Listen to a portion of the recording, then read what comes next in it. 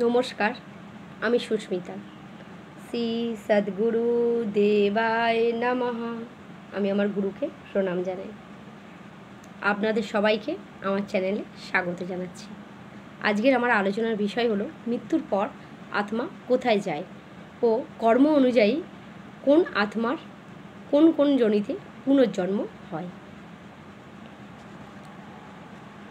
আপনি হঠাৎ দেখছেন প্রিয় মানুষগুলো দাঁড়িয়ে আছে, কেউ কাঁদছে, কেউ কিছু বলছে, কিন্তু আপনি আর নেই। আপনার শরীরটা পড়ে আছে, আর শরীর থেকে প্রাণবায়ুরূপী আত্মা বেরিয়ে চলে গেছে।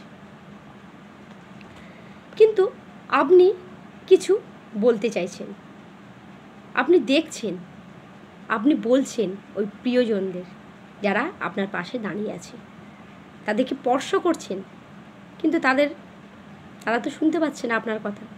আপনি তাদেরকে স্পর্শ করছেন, কিন্তু তারা অনুভূতি পাচ্ছে না। আপনি বারবার ওই শরীরের চারদিকে ঘুরতে থাকছেন আর নিজেকে দেখতে থাকছেন যে শরীরটা আপনার ওই পড়ে আছে ওখানে। আপনি বারবার ওই শরীরের মধ্যে প্রবেশ করার চেষ্টা করছেন, কিন্তু প্রবেশ করতে পারছেন না। কারণ একটা সিলভার কাট বলে একটা জিনিস থাকে, যেটা আমাদের শরীর আর ওই আত্মার মধ্যে সংযোগ স্থাপন করে। তো যখন আমরা বা আমাদের মৃত্যু হয়, তখন ওই সিলভার কাট যে ডোরটা সেটা কেটে যায় বা বিচ্ছিন্ন হয়ে যায়। তো তারপরে আত্মা যদি শরীরের মধ্যে প্রবেশ করার চেষ্টাও করে, তাহলে সে ব্যর্থ হয়, সে আর প্রবেশ করতে পারে না। সে বারবার নিজেকে দেখতে থাকছে যে আমার শরীরটা পড়ে আছে, কিন্তু আমি বেরিয়ে গেছি। আমি রূপীকে সেই আত্মা বা প্রাণবায়ু। শাস্ত্রে বলা আছে, প্রাণবায়ু যখন বেরিয়ে যায়, সে তার কর্ম অনুযায়ী সে ভিন্ন ভিন্ন জিনিস দর্শন করতে থাকে। যেমন সেখানে কেউ বা দেবদূত দেখে, কেউ বা যমদূত দেখে, কেউ বা নিজের ইষ্টকে দেখে, কেউ বা নিজের গুরুকে দেখে, কেউ বা দেখে এক উজ্জ্বল আলোর রোশনাই, কেউ বা দেখে গভীর অন্ধকার, আবার কেউ বা দেখে জোর করে তাকে টেনে হিঁচড়ে নিয়ে যাচ্ছে। তো যে যার কর্ম অনুযায়ী ভিন্ন ভিন্ন জিনিস কিন্তু তারা দেখতে থাকে। যেসব মানুষ সারা জীবন জীবিত অবস্থায় ঈশ্বর চিন্তায় মগ্ন থেকেছে, ঈশ্বরের ধ্যান করেছে, ঈশ্বরের সাধন ভজন করেছে, তার চেতনাকে ওপরে উঠিয়েছে, ঊর্ধ্বগামী করেছে, তো তারা জব করতে করতে তাদের নিজের শ্বাস ত্যাগ করেছে। তো তারা যায় আলোর পথে। যে যার ইষ্ট বা ভগবান, যেমন কেউ যদি শিবকে পুজো করে সারা জীবন, সে শিবলোকে যায়, এটা গীতাতে কিন্তু বলা আছে। আর যে কৃষ্ণকে পুজো করে, সে বিষ্ণুলোকে বা বিষ্ণুর ধামে যায়, তা কখনো বা বৈকুণ্ঠ ধামে যায়। আবার যে এইভাবে ভিন্ন ভিন্ন লোকে, বা কেউ যারা দেবীকে পুজো করে, দেবীদের মানে যেটা বলে মা দুর্গা, কালী, এরা হচ্ছে দেবীলোকে বলতে, এটা হচ্ছে শিবলোকেরই অন্তর্গত। বা কেউ গণেশকে পুজো করলে সে গণেশের লোকে যায়। এগুলো সব শিবলোকের মধ্যে আছে, দেবীলোক, গণেশ লোক, এগুলো সব শিবলোকের মধ্যেই অন্তর্গত থাকে। তাই সেই ভিন্ন ভিন্ন দামে যাত্রা করে। যারা গুরু সেবা করে বা পরমাত্মার সেবা করে, তারা পরম তত্ত্ব, পরম ধামে গিয়ে পৌঁছায়। তো আর এরা হচ্ছে আর কিন্তু ফিরে আসে না পৃথিবীতে, এরা মুক্ত আত্মা, এরা হচ্ছে পূর্ণ আত্মা। কারণ এরা সারা জীবন সাধনা জপ তপ করেছে, এরা হচ্ছে পূর্ণ আত্মা। এরা জীবিত অবস্থায় এরা মুক্ত, আর মৃত অবস্থায়ও এরা মুক্ত। তো এরা তখনই ফিরে আসতে থাকে পৃথিবীতে, যখন এরা নিজেরা মনে করে যে আমরা স্বয়ং যাব পৃথিবীতে এবং কিছু ভালো কর্ম করব, মানুষকে জ্ঞান দেবো, মানুষের সাধনার পথে নিয়ে আসব। তো তারা কি করে, ধর্মের বিভিন্ন প্রচার করতে থাকে, তারা সাধন ভজন শেখাতে থাকে। তো এরা হচ্ছে মহাত্মা হয়, পূর্ণ আত্মা হয়। তো এরা নিজেরা স্ব ইচ্ছাই পৃথিবীতে আসতে পারে, আবার পৃথিবী থেকে চলেও যায়। আর যারা সারা জীবন জীবিত অবস্থায় অনেক খারাপ কর্ম করেছে, পাপ কর্ম করেছে, সারা জীবন মানুষের সঙ্গে ছলনা করেছে, কপটতা করেছে, অন্যের সম্পত্তি হরণ করেছে, যারা মানুষকে কষ্ট দিয়েছে, যন্ত্রণা দিয়েছে, কত মানুষকে না খুন করেছে, তো তাদের সেই পাপ কর্ম অনুযায়ী তাদেরকে নরকে নিয়ে যাওয়া হয়।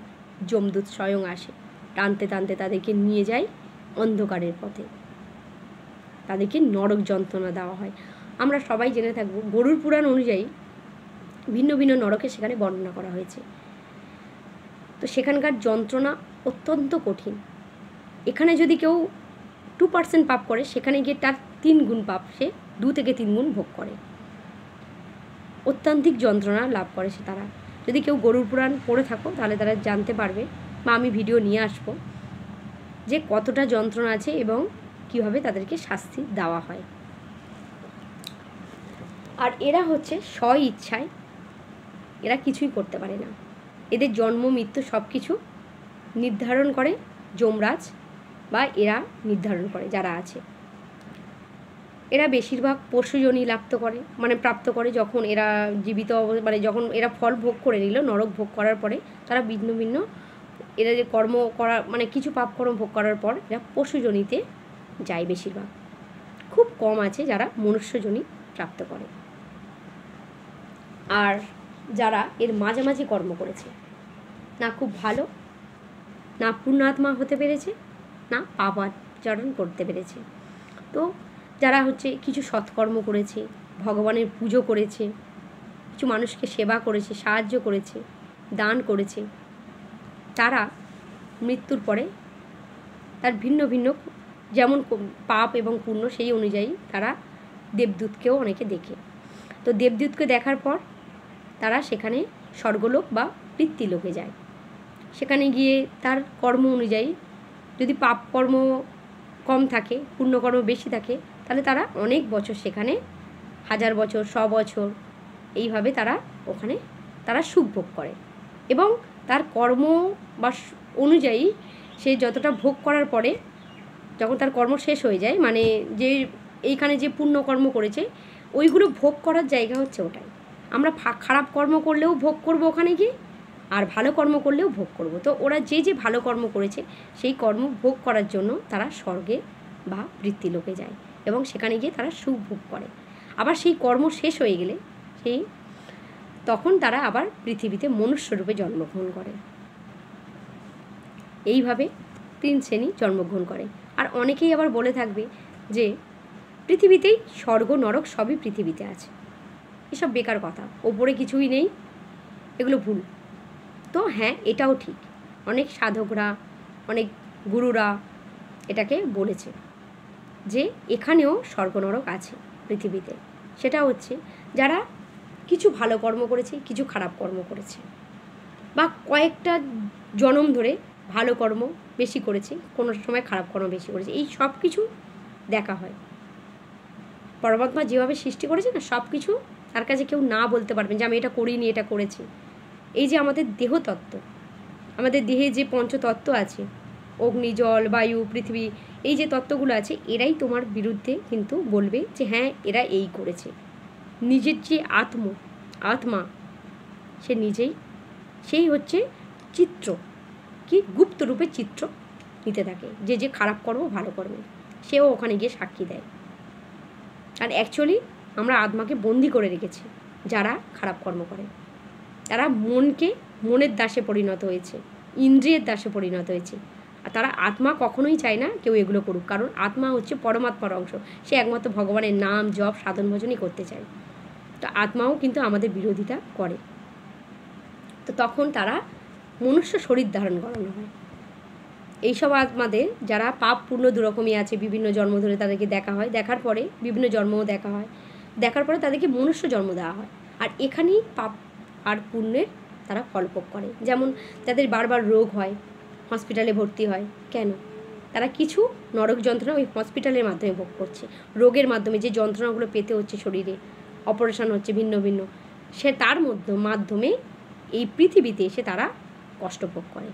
আবার সুখও কখনো কখনো ভোগ করে, যে ভালো কর্ম করেছে তার জন্য টাকা পয়সা পেতে পারে, অনেক সময় ভালোভাবে মানুষ থাকে, বাঁচে, অনেকে সুস্থভাবে, এটাও তার কর্ম অনুযায়ী ভোগ করে। যেমন এখানে যেমন কর্ম ভোগ করার আমাদের করতে পারি, যেমন আমাদের এইটা কি পৃথিবী লোকে, মর্তলোকে, তো ঠিক তেমনই ওখানেও আছে সেই একই সিস্টেমে বেশি ভালো মন্দ খারাপ অনুযায়ী কর্ম ভোগ করা যায়। তো কোনোটাই মিথ্যে নয়, সবটাই সত্যি। তো আমার এই ভিডিওটা কেমন লাগলো আপনারা অবশ্যই কমেন্ট করে বলুন। আচ্ছা, আপনাদের কী মত এই আত্মা নিয়ে, এদের জার্নি নিয়ে আপনাদের কী মত সেটা অবশ্যই কমেন্ট করে জানাবেন।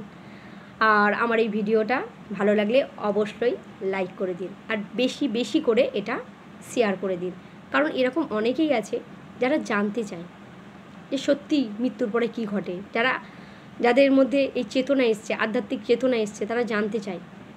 তাদের কাছে এই ভিডিওটা পৌঁছে দিন আপনারা বেশি বেশি করে, তাই জন্য শেয়ার করবেন, লাইক করুন, আর আমার চ্যানেলটা সাবস্ক্রাইব করে নিন, আমার পাশে থাকুন। আমি এরকম আরও নতুন নতুন ভিডিও আনতে চলেছি। আর কিসের ওপরে ভিডিও করলে আপনাদের ভালো হয় সেটাও আপনারা বলুন। আমার যদি জানা থাকে বা আমার যদি সেই বিষয়ে জ্ঞান থাকে, তাহলে অবশ্যই আমি আপনাদেরকে সেই ভিডিও করব। নমস্কার, আপনাদের অনেক অনেক ধন্যবাদ আমার এই ভিডিওটা পুরোটা দেখার জন্য। Thank you.